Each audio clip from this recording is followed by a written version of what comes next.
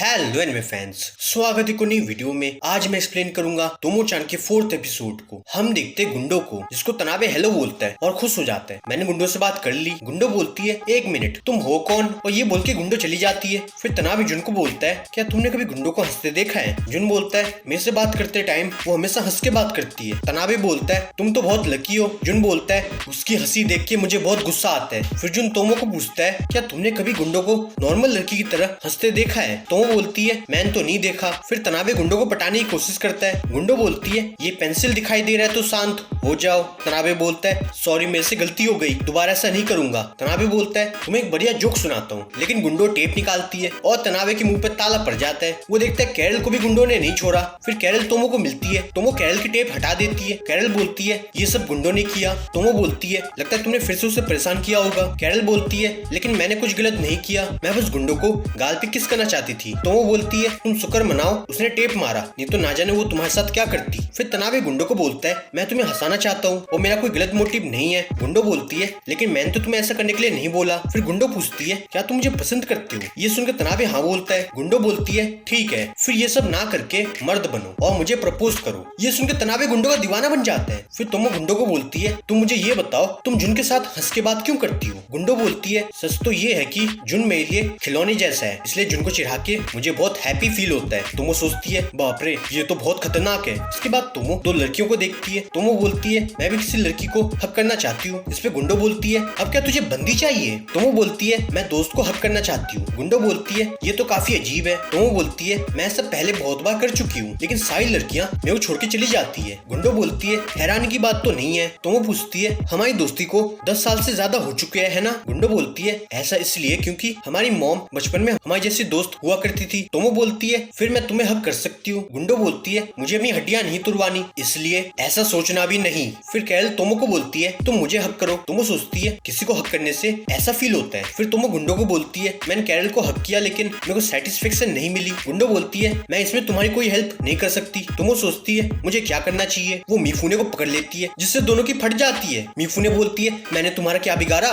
तोमो बोलती है अब ओगावा की बारी। ओगावा मना करती है लेकिन तोमो उसकी बात नहीं मानती। फिर कैरल तोमो को हक करती है और हर जगह उससे चिपक जाती है। जुन बोलता है यहाँ पे हो क्या रहा है। तभी गुंडो आती है। तोमो गुंडो को हेलो बोलती है। गुंडो से हेलो बोल के चली जाती है। जुन बोलता है लगता है इसका मूड अच्छा नहीं है। फिर तोमो और कैरल गुंडो को ताड़ते हैं। कैरल बोलती है मुझे सब कुछ नॉर्मल फील होता है। तोमो बोलती है धीरे बोलो वो सुन लेगी। कैरल बोलती है मुझे लगता है हमें उससे हक करना चाहिए। तोमो बोलती है तू तो रहने दे, तू तो बात को और बिगाड़ देगी। कैरल बोलती है मेरे पास एक आइडिया है और कैरल गुंडो से सॉरी बोलती है। गुंडो बोलती है मैं तुमसे गुस्सा नहीं थी, तोमो मुझे हक करना चाहती है लेकिन मैं ऐसा नहीं चाहती, इसलिए मैंने तुम दोनों को इग्नोर किया। फिर गुंडो और तोमो साथ में होते हैं। गुंडो बोलती है मुझे माफ कर दो, मैंने तुम्हारी फीलिंग्स को नहीं समझा, लेकिन मेरे को ये सब अच्छा नहीं लगता, फिर भी मैं चाहती हूँ तुम मुझे हक करो। तोमो गुंडो की बात मान जाती है। गुंडो बोलती है तुम लड़कियों को हक ना करके जुन को हक करो, वो तुम्हारी पावर को झेल सकता है। तोमो बोलती है लड़कियों को हक करना और जुन को हक करना दोनों अलग चीज है। गुंडो बोलती है लेकिन जुन तो हमेशा तुम्हें गले लगाता है तो तुम उसके साथ ऐसा कर सकती हो। इसके बाद तोमो जुन को ताड़ती है और धीरे धीरे उसके पास आती है और एकदम से उस पर चढ़ जाती है। जुन बोलता है तुम्हारा दिमाग तो खराब नहीं हो गया। तोमो बोलती है अच्छा फिर हर टाइम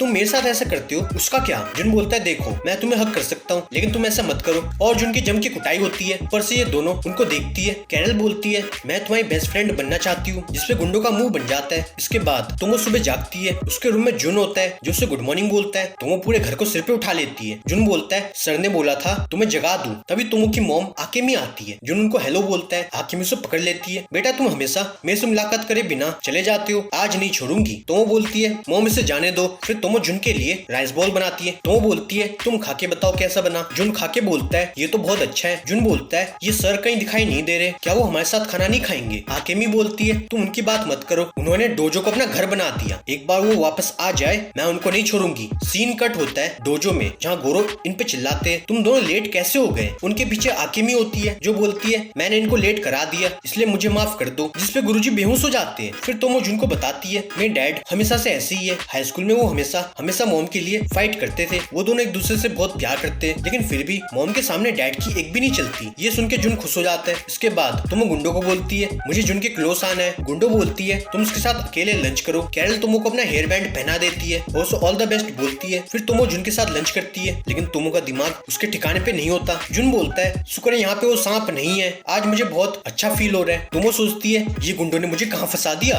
सीन कट होता है कैरल और गुंडो पे। वहाँ पे मिसाकी आता है। कैरल बोलती है इसे मैंने बुलाया। मिसाकी पूछता है ये कौन है। कैरल बोलती है ये मेरी फ्रेंड गुंडो है। यहाँ मिसाकी गुंडो का हाथ पकड़ लेता है, उसे कैरल की देखभाल करने के लिए थैंक यू बोलता है। मिसाकी बताता है कैरल हमेशा अकेली रहती है, इसलिए तुम उसके साथ रहना। गुंडो हाँ बोलती है। गुंडो पूछती है तुम दोनों का रिश्ता कैसा है। मिसाकी बोलता है कैरल मेरी फैमिली मेंबर जैसी है, और वो कैरल को प्यार से पैट करता है। फिर कैरल गुंडो को बोलती है तुम अपना मुंह खोलो। गुंडो बोलती है तुझे क्या लगता है मैं तेरी बंदी हूँ, भूल जा। कैरल बोलती है तुम तो बहुत रूड हो। फिर तुम इन पे चिल्लाती है। कैरल चुपचाप अपना बैंड निकाल लेती है। गुंडो बोलती है ऐसा क्या हो गया। तभी मीफू ने इनको बुलाती है। वो बताती है एक लड़का ओगावा के पीछे पड़ता है। तो वो बोलती है फिर उससे बात करो। मीफू ने बोलती है वो लड़का बदमाश है और ऊपर से सारे लड़के उसकी बात मानते हैं, इसलिए कोई भी उसके खिलाफ बोलने की हिम्मत नहीं करता। तो वो बोलती है ठीक है मैं तुम्हारे साथ चलती हूँ, इस बदमाश को मैं नहीं छोड़ूंगी। फिर तुम लड़के को बोलती है तुम ओगावा का पीछा करना बंद कर दो। वो बोलता है तू है कौन। तो वो बोलती है मैं उसकी दोस्त हूँ। लड़का बोलता है हमारे बीच में मत आओ। तो वो पूछती है तुम बताओ उसको कैसे मारूं। मीफू ने बोलती है मारपीट नहीं करना, शांति से मैटर को सॉल्व करो। वो लड़का बोलता है मुझे ओगावा अच्छी लगती है तो मैं उससे बात करूंगा, तू होती कौन है मुझे रोकने वाली। तो वो पूछती है इसका मतलब तुम ओगावा को तंग करना बंद नहीं करोगे है ना। तुम उसे तगड़ा किक मारती है जिससे लड़का बहुत दूर जा गिरता है। मीफू ने बोलती है ये तुमने क्या कर दिया। तो वो बोलती है मैं तो ऐसे बंदों को नहीं छोड़ती। और ओगावा को बोलती है तुम चिंता मत करो, मैं तुम दोनों को बचाऊंगी और आज के बाद वो ना ही सिर्फ तुम्हें बल्कि किसी भी लड़की को तंग नहीं करेगा। मीफू ने बोलती है तुमने ऐसा करके वॉर डिक्लेयर कर दिया और ओगावा तुम की दीवानी बन जाती है। यहाँ पे वो लड़का अपने बाकी लड़कों को बोलता है एक लड़की ने मुझे पीट दिया, उस लाल बालों वाली लड़की का नाम है तोमो, हम उसे ऐसा सबक सिखाएंगे। तभी उसे पीछे से लात पड़ती है। जुन बोलता है तुम सारे मिलके एक लड़की को मारना चाहते हो, तुमसे बड़ा कायर मैंने आज तक नहीं देखा। इसके बाद ये सारे तोमो के सामने आते हैं। तोमो बोलती है अच्छा तुम फाइट करना चाहते हो। सारे तोमो से माफी मांगते हैं जिसपे तोमो कंफ्यूज्ड। फिर तोमो जुन को बताती है मैंने एक बदमाश लड़के को पीट दिया तो वो सबके साथ मेरे से माफी मांगने आ गया, लेकिन मैंने इतनी जोर से नहीं मारा था। जुन बोलता है हो सकता है उन्हें अपनी गलती का एहसास हो गया हो। तो पूछती है तुम्हें चोट कैसे लगी। जुन बोलता है मैं नीचे गिर गया था। तो वो बोलती है थोड़ा देख के चला करो। और जुन के इसी नेक झूठ के साथ एपिसोड खत्म हो जाता है। तो तुम अपनी लड़की को बचाओ या ना बचाओ। वीडियो पसंद आए तो वीडियो को लाइक कर दो, कमेंट करो, शेयर करो एंड सब्सक्राइब करो। मैं मिलता हूँ अगले एपिसोड के साथ, तब तक के लिए बाय।